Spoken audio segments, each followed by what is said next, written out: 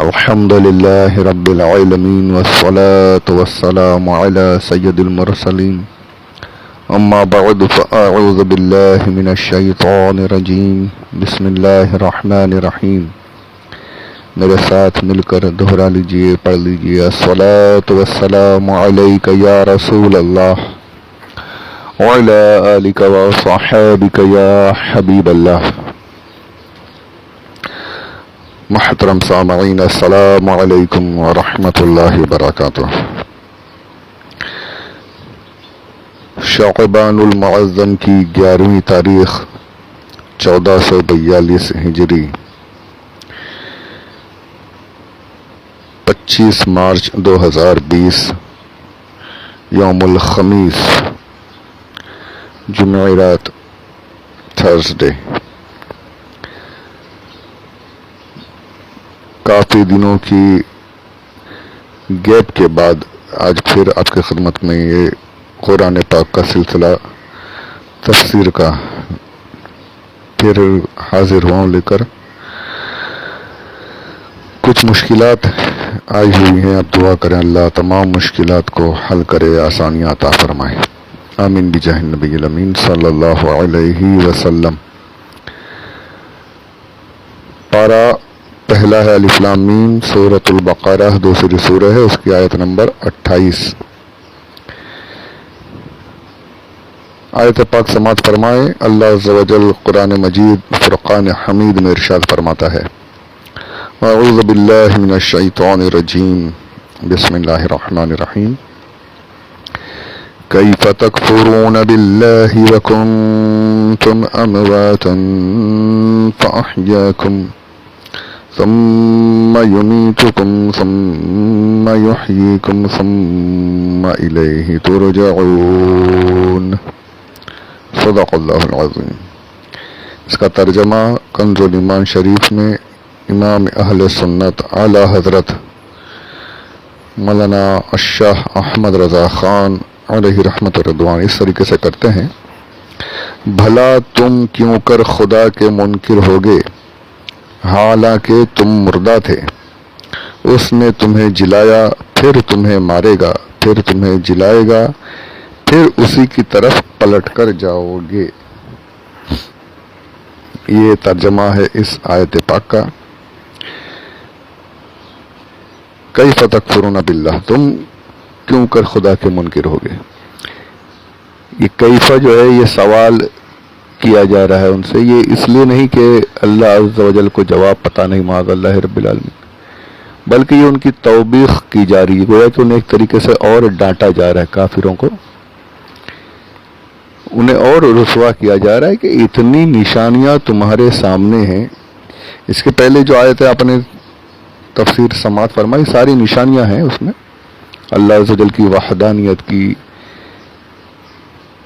حضور اکرم صلی اللہ علیہ وآلہ وسلم کی رسالت کی علامات، نشانیاں، ساری چیزیں جو کھول کر پیش کر دی گئیں، بیان کی جا رہی ہیں. پھر بھی تم راہ راست پر نہیں آتے، صحیح راستے پر نہیں آتے، ایمان نہیں لاتے. تم کیسے اللہ کے منکر ہو سکتے ہو؟ کیسے اللہ کا انکار کر سکتے ہو؟ کیسے ایمان نہیں لا سکتے ہو جبکہ تم کچھ تھے ہی نہیں؟ اب ایک اور نشانی، ایک اور نعمت بیان کی جا رہی کہ تم تو کچھ تھے ہی نہیں، وجود تھا ہی نہیں تمہارا، کہاں تھے؟ یہاں 5 حالتیں بیان کی گئی ہیں انسان کی.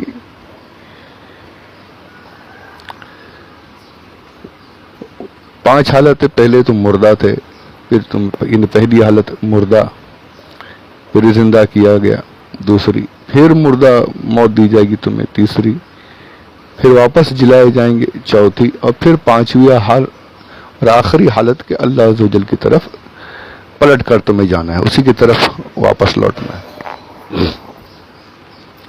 تو بتایا جا رہا اتنی بڑی نشانی کہ تم تو کچھ تھے ہی نہیں. اپنے وجود کی طرف نگاہ ڈالیں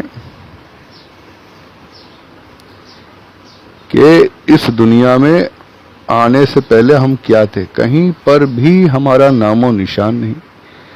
ذرات کی شکل میں یہاں وہاں بکھرے پڑے تھے، مردہ بنے ہوئے تھے. اللہ عز و جل نے اپنی قدرت کاملہ کے کرشمے کے تحت اپنی قدرت سے ان ذرات کو ہمارے باپ کی پیٹھ میں پہنچایا رزق کے ذریعے سے. اب باپ کی پیٹھ میں بھی رہے تو وہاں بھی مردہ ہیں, کوئی وجود ہی نہیں ہمارا. اب وہاں سے ماں کے رحم میں منتقل ہوئے, اسی پاک پروردگار نے اب اس ذرے کو زندگی عطا فرمائی. تھے کیا؟ کچھ نہیں,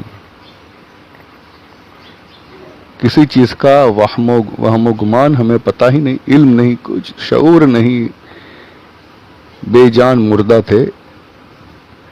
اور اس کا تو پورا ذکر کیا گیا, پورا نطفہ مضغہ ساری چیزیں کیا حالتیں ہماری رہی. آگے انشاءاللہ ہے وہ آیتیں آئیں گی تو اس پر بھی بات کریں گے.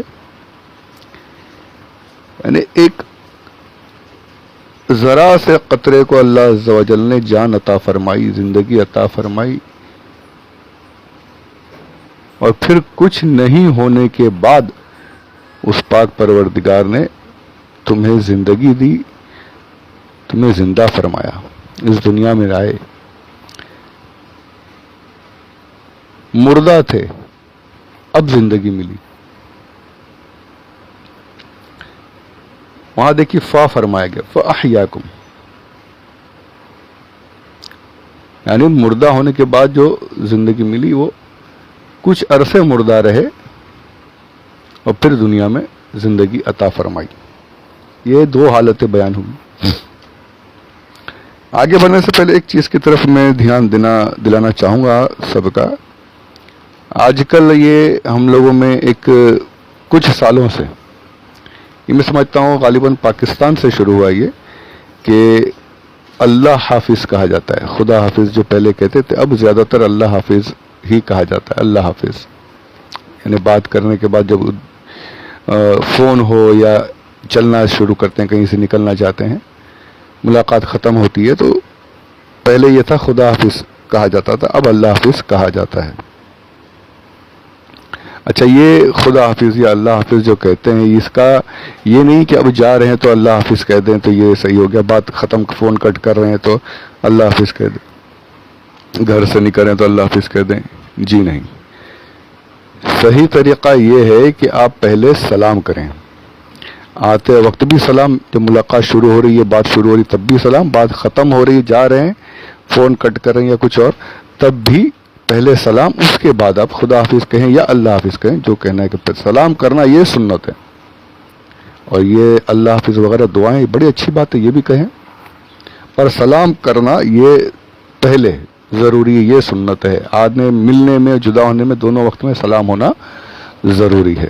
اس کے بعد میں جو چاہے کہیں. تو میں نے یہاں یہ اس لیے شروع کیا کہ یہ اللہ حافظ کہنا کچھ غلط نہیں, بلکہ اچھا ہے, بہتر ہے, لیکن اگر کوئی خدا حافظ بھی کہتا ہے تو کچھ غلط نہیں ہے. آیت پاک کا ترجمہ اپنے سماعت کیا اللہ عز و جل کے بارے میں خود اعلیٰ حضرت نے ترجمہ کیا ہے, بھلا تم کیوں کر خدا کے منکر ہوگے, کیف تکفرون باللہ, بھلا تم کیوں کر خدا کے منکر ہو گیا. اللہ کا ترجمہ اعلیٰ حضرت نے خدا کیا ہے, خود اعلیٰ حضرت نے کیا ہے. اعلیٰ حضرت سے بڑا اگر کوئی عالم ہو تو وہ آ کر بات کرے اس پر کہ بھائی خدا کہنا غلط ہے. تو سبھی یہ مانیں گے, سبھی یہ کہتے ہیں کہ خدا کہنا غلط نہیں, اللہ عز و جل کا ترجمہ خدا کیا جا سکتا ہے, رب کا ترجمہ خدا کیا جا سکتا ہے. اس پر کافی کیا ہے خدا کا مطلب, وہ انشاءاللہ پھر کبھی بات ہوگی, آئیں گے انشاءاللہ. پر یہاں پر میرا یہ کہنا تھا کہ خدا کہنا غلط نہیں ہے. ہاں, اللہ حافظ کہنا یقیناً بہتر ہے اور اچھی بات ہے کہ اللہ عز و جل کا ذاتی نام جو اسم جلالت ہے وہ ہم ذکر کریں, انشاءاللہ اس کی برکاتیں ضرور حاصل ہوں گی. تو اللہ حافظ کہنا, اللہ تمہاری حفاظت فرمائے, نگہبانی فرمائے, یہ دعا ہے, تو وہ یقیناً بہتر ہے.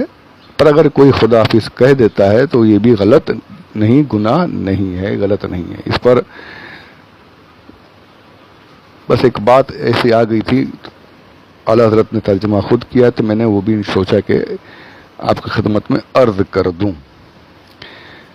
درود پاک پڑھ لیجیے، اللہم صلی علی سیدنا مولانا محمد وعلی آل سیدنا مولانا محمد وبارک وسلم صلاۃ و سلاما علیک یا رسول اللہ۔